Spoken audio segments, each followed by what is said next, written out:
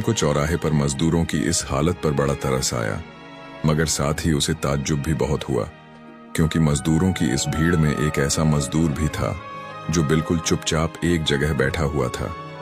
चेहरे से मालूम होता था कि यह बिल्कुल पुरयकीन है कि इसका खरीदार खुद इसके पास चलकर आएगा। हाशिम सीधा इस नौजवान के पास गया और कहने लगा, क्या तुम्हें काम की जरूरत है? नौजवान बोला, मैं आपका काम जरूर करूंगा। अगर मैं इस चौराहे पर बैठा हूं तो काम के लिए ही बैठा हूं, मगर मैं दिहाड़ी के 50 दिरहम लूंगा। क्या आपको मंजूर है? हाशिम हैरान होकर बोला, 50 दिरहम? ये तो बहुत ज्यादा है। बाकी मजदूर तो सिर्फ 5 दिरहम ही लेते हैं। आखिर तुम ऐसा क्या करते हो जिसके लिए मैं तुम्हें 50 दिरहम दूं?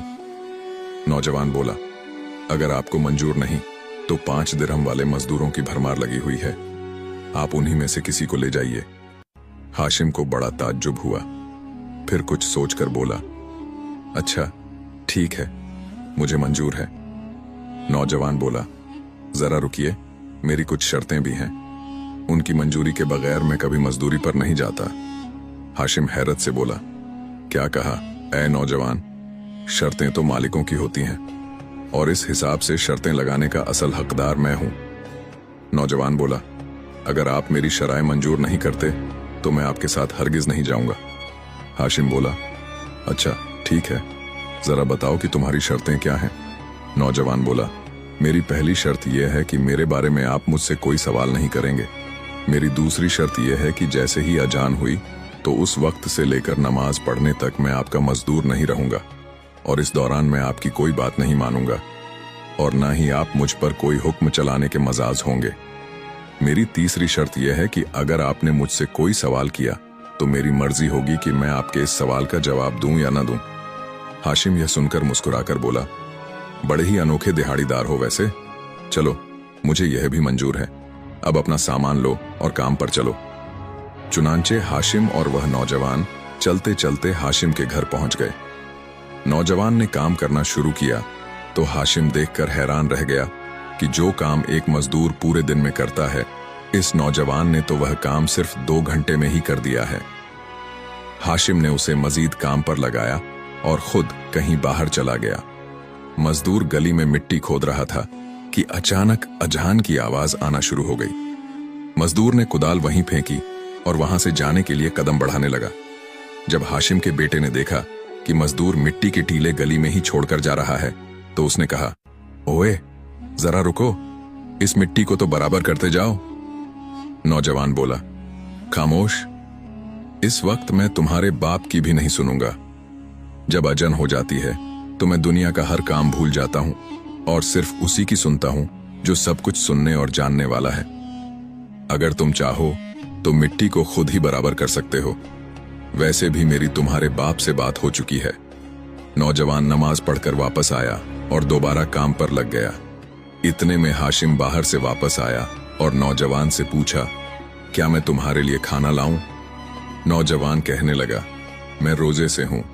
हाशिम बहुत हैरान हुआ और सोचने लगा, अभी तो रमजान शुरू भी नहीं हुआ और यह नौजवान नफली रोजे रखकर मजदूरी कर रहा है। जब शाम का वक्त होने लगा तो हाशिम बोला, ऐ नौजवान, ये लो तुम्हारे 50 दिरहम। वैसे तुम्हारा नाम क्या है? नौजवान बोला, हुजूर, मैंने आपसे कहा था कि जिस सवाल का जवाब मैं न देना चाहूं उससे मुताल्लिक मुझसे पूछने का आपको हक नहीं है। मैं आपके इस सवाल का जवाब देने से कासिर हूं। उम्मीद है आप बुरा नहीं मनाएंगे। अच्छा, खुदा हाफिज। यह कहकर वह वहां से चल पड़ा और हाशिम हैरत से उसे देखता रहा, मगर दिल में ताज लिए। जैसे तैसे उसने रात गुजारी और अगले रोज दोबारा चौराहे पर पहुंच गया। एक बार फिर मजदूरों का जत्था अपने दिन भर के मालिक की तलाश में शोर बरपा कर रहा था, मगर आज वह नौजवान मजदूर वहां मौजूद नहीं था। हाशिम ने दूसरे मजदूरों से पूछा तो उनमें से एक ने बताया, हुजूर, वह सिर्फ पीर और हफ्ते वाले दिन ही आता है। यह सुनने के बाद हाशिम वहां से घर की तरफ चल पड़ा। अभी वह कुछ ही देर चला होगा कि एक बूढ़े आदमी ने पीछे से आवाज दी, बेटा जरा बात सुनो। यह एक इंतहा बुजुर्ग शख्स की आवाज थी जो बमुश्किल ही चल पा रहा था। इस बुजुर्ग शख्स ने कहा, क्या आप मुझे कुएं वाले दरख्त के पास छोड़ देंगे? हाशिम बोला, जी जरूर छोड़ दूंगा, मगर आप वहां क्यों जाना चाहते हैं? बुजुर्ग आदमी बोला, दरअसल मेरा बेटा काफी अरसे से बीमार है और आज मेरे बेटे की दवा खत्म हो गई है। मगर मुझे जर्रा बराबर भी कोई गम नहीं है, क्योंकि मुझे इस बात का यकीन है कि अल्लाह ने मेरे बेटे के लिए हफ्ते भर की दवा का बंदोबस्त कर रखा है। तुम बस मुझे वहां पहुंचा दो, खुदा तुम्हें इस नेकी का अजर देगा बेटा। हाशिम, जो पहले ही हैरान और परेशान था, इस बूढ़े की बातें सुनकर हैरत की गहराइयों में चला गया। उसने जब शख्स को कुएं के दरख्त के पास छोड़ा और खुद एक तरफ छुपकर देखने लगा कि आखिर मैं भी तो देखूं कि बुजुर्ग शख्स को दवा कहां से पहुंचती है। कुछ देर इंतजार करने के बाद अचानक तेज कदमों से एक आदमी चलता हुआ आया, जिसने अपना चेहरा नीले रुमाल से छुपाया हुआ था। वह आदमी वहां पहुंचा और कहने लगा, ऐ बुजुर्गवार, मुझे माफ करना, आज जरा देर हो गई। इस आदमी ने अद्वियात का थैला इस बुजुर्ग शख्स को पकड़ाया और जाने के लिए पलटा ही था कि बुजुर्ग शख्स ने उसका हाथ पकड़ लिया और बोला, ऐ खुदा के नेक बंदे, मुझे अपना चेहरा तो दिखाओ। मैं अपने मोहसिन को अपनी आंखों से देखकर दुआ देना चाहता हूं। नीले रुमाल वाला आदमी बोला, ऐ बुजुर्गवार, यकीन मानिए इसमें मेरा कोई कमाल नहीं, बस यही समझ लीजिए कि उस नीले आसमान वाले ने इस नीले रुमाल वाले को आपकी मदद करने का वसीला बनाकर भेजा है। ये कहते ही नीले रुमाल वाला वहां से वापस चला गया। हाशिम छुपकर यह सारा माजरा देख रहा था और एक लम्हे के लिए तो भूल ही गया कि वह तो उस नौजवान मजदूर की तलाश में आया था। वह दौड़ता हुआ इस जफ शख्स के पास गया और पूछने लगा, यह आदमी कौन था जो आपकी बेलौस मदद करने आया? बुजुर्ग आदमी ने जवाब दिया, मैं इस आदमी को नहीं जानता। मैं तो बस इतना जानता हूं कि जब भी मेरे बेटे की दवा खत्म होती है तो मैं यहां आ जाता हूं और यह नीले रुमाल वाला आदमी मुझे हर दफा यह दवा दे जाता है। हाशिम ने बुजुर्ग आदमी को उसके घर छोड़ा और वापस अपने घर आ गया। अगले रोज वह शहर के चौराहे पर दोबारा गया और उसने देखा कि वाकई वह नौजवान मजदूर वहां मौजूद नहीं था। मगर आज हाशिम उस दिहाड़ीदार के साथ साथ उस नीले रुमाल वाले आदमी को भी ढूंढ रहा था, मगर बेशऊ दोनों में से कोई भी न मिला। वह ताजस्सु के आलम में बगदाद के गली मोहल्लों में उन्हें ढूंढने लगा। अचानक उसने महसूस किया कि साथ वाले घर से कुछ बच्चों के चीखने और चिल्लाने की आवाजें आ रही हैं और माँ उन बच्चों को दिलासा देने की कोशिश कर रही है। वह अपने बच्चों से बार बार यही कह रही थी, फिक्र न करो, वह अभी आता होगा। हाशिम अभी यह सारा माजरा देख ही रहा था कि एक घुड़सवार हफ्ते भर के राशन के साथ इस घर में दाखिल हुआ। यह वही नीले रुमाल वाला आदमी था। हाशिम दरवाजे के करीब गया तो देखा कि छोटे बच्चे जो अभी भूख से बिलख रहे थे, वह मारे खुशी के नीले रुमाल वाले से लिपट लिपट कर मोहब्बत का इजहार कर रहे थे और उनकी माँ अपने दोनों हाथ उठाकर उसे दुआएं दे रही थी। हाशिम अभी यह सारा मंजर देख ही रहा था कि नीले रुमाल वाला आदमी दरवाजे से बाहर निकला।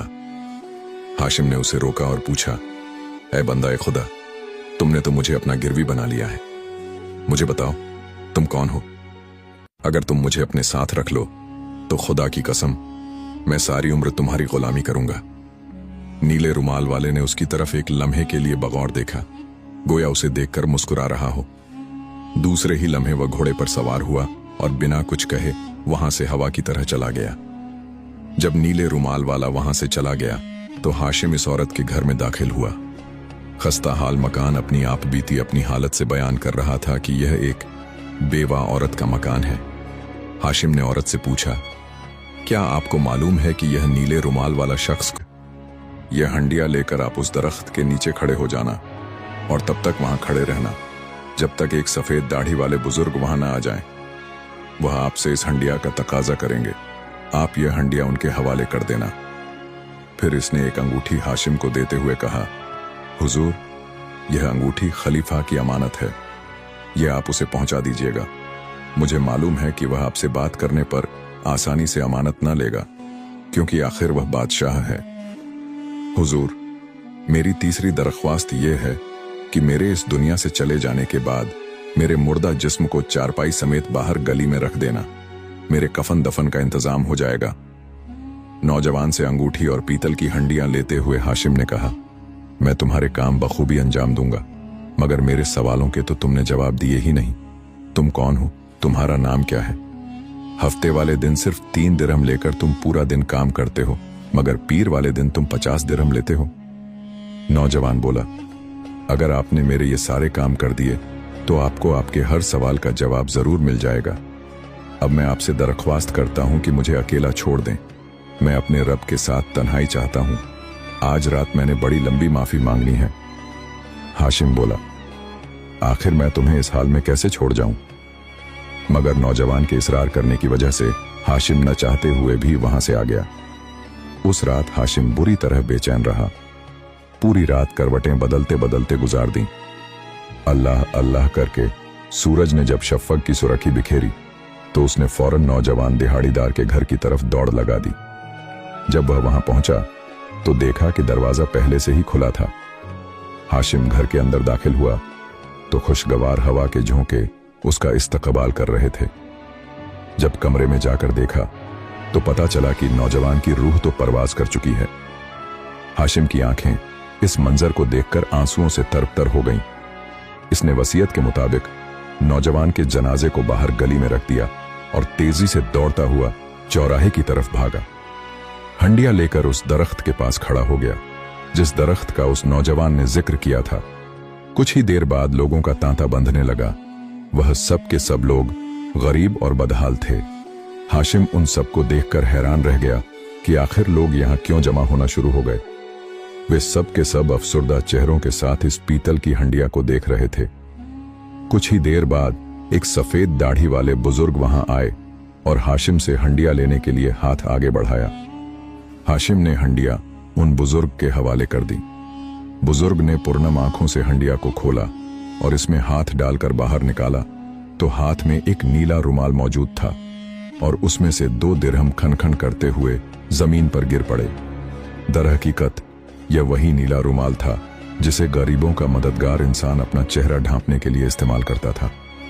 बुजुर्ग के हाथ में नीला रुमाल देखते ही चौंक, आहों और पुकार से गूंज उठा। चौक पर कोई भी शख्स ऐसा न था जिसकी आंखों में आंसू न हो। हाशिम ने जब यह सारा मंजर देखा तो अपने बहते आंसुओं को रोक न सका। इस पर यह राज खुल चुका था कि वही नौजवान दिहाड़ीदार दरअसल नीले रुमाल वाला आदमी था। सफेद दाढ़ी वाले बुजुर्ग ने हाशिम की तरफ देखते हुए कहा, तुम सही समझे, ये वही अल्लाह वाला नौजवान है जो हफ्ते में 2 दफा मजदूरी करता था, पीर को 50 दिरहम देकर गरीबों की मदद करता और हफ्ते को जो 3 दिरहम लेता था उससे पूरा हफ्ता खुद गुजारा करता था। और जिस दिन भी ये फरिग होता था यह सिर्फ अल्लाह की याद में मशगूल रहता था। और इस रुमाल में से नीचे गिरने वाले 2 दिरहम जो तुमने देखे ये वह अपने कफन दफन के लिए छोड़ गया है। जिन लोगों की यह मदद किया करता था उन सबको इसने बता रखा था कि अगर किसी दिन मैं तुम्हारी मदद के लिए ना आऊं तो तुम सब लोग इस चौक पर इस दरख्त के करीब इकट्ठे हो जाना। अगर तुम लोगों को यह हंडिया और रुमाल मिल गया तो समझ जाना कि मैं इस दुनिया से चला गया हूं। हाशिम ने इस बुजुर्ग से पूछा, मगर यह नौजवान आखिर था कौन? कोई इसका वाली वारिस भी था कि नहीं? बुजुर्ग ने जवाब दिया, इस बात का तो मुझे इल्म नहीं, मगर मैं इतना जरूर जानता हूं कि आज बगदाद में बहुत सारे घरों के चूल्हे नहीं जलेंगे, बहुत से बीमारों को दवा देने वाला मसीहा नहीं मिलेगा, कितनी बेवाओं के बच्चे भूख से बिलबिलाएंगे। मैं नहीं जानता। इसके बाद सारा मजमा झारो कतार रोते हुए उस नौजवान के घर पहुंचा जहां गली में इस नौजवान का जनाजा इंतजार कर रहा था। सबने मिलकर नौजवान के कफन दफन में शिरकत की।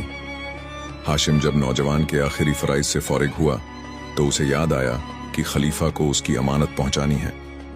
चुनांचे वह तेज कदमों से दौड़ता हुआ महल की तरफ चल पड़ा। जब वह महल पहुंचा तो देखा कि खलीफा अपने वजीर के साथ बाग में टहल रहा था। हाशिम ने खलीफा से बात करने की कोशिश की तो खलीफा बोला, अभी मेरे पास वक्त नहीं, तुम बाद में आ जाना। हाशिम बोला, जनाब, मेरे पास एक अंगूठी है जो आपकी तरफ भेजी गई है। यह सुनते ही खलीफा हाशिम को दूसरी तरफ ले गया और बोला, दिखाओ जरा, कौन सी अंगूठी है? हाशिम ने अंगूठी दिखाई तो खलीफा ने अंगूठी को पकड़कर अपने सीने से लगा लिया और अंगूठी चूमते हुए पूछा, तुम्हें यह अंगूठी कहां से मिली? तुम्हें खुदा का वास्ता मुझे इस अंगूठी वाले के पास ले चलो। हाशिम बोला, अंगूठी वाले का तो इंतकाल हो चुका है, आज ही बगदाद भर के जमाए गफीर ने उसे दफनाया है। ये सुनते ही खलीफा दहाड़े मार मार कर रोने लगा और हाशिम से कहा, मुझे इसकी कब्र पर ले चलो। खलीफा नंगे पांव बगदाद की गलियों में दौड़ता हुआ नौजवान की कब्र से जाकर लिपट गया और रोते हुए कहने लगा, मैंने तुम्हें कहां कहां नहीं ढूंढा, मगर तुम नहीं मिले, और अगर अब तुम मिल गए तो किस हाल में मिले हो? हाशिम ने पूछा, हुजूर, आप इस नौजवान की मौत पर इतने गमगीन क्यों हैं? खलीफा बोला, यह जो कब्र तुम देख रहे हो, यह मेरे बेटे की कब्र है। दरअसल यह बचपन से ही एक बुजुर्ग के पास जाया करता था और पूरा पूरा दिन अल्लाह ताला की इबादत में गुजार देता था। इसने मुझे कितनी बार समझाया कि मैं दुनिया के माल व असबाब के पीछे न भागूं। कई बार इसने मुझे ताकीद की कि अगर मैं यूं ही दुनिया का माल व असबाब जमा करता रहा तो वह मुझे छोड़कर चला जाएगा। ये कहता था, अब्बा हुजूर, इतने गुनाह मत कमाइए जिसका बाद में हिसाब न दिया जा सके। मगर मैंने इसकी एक न सुनी। लोग अपनी औलाद को समझाते हैं, मगर यहाँ औलाद अपने वालिदैन को समझा रही थी।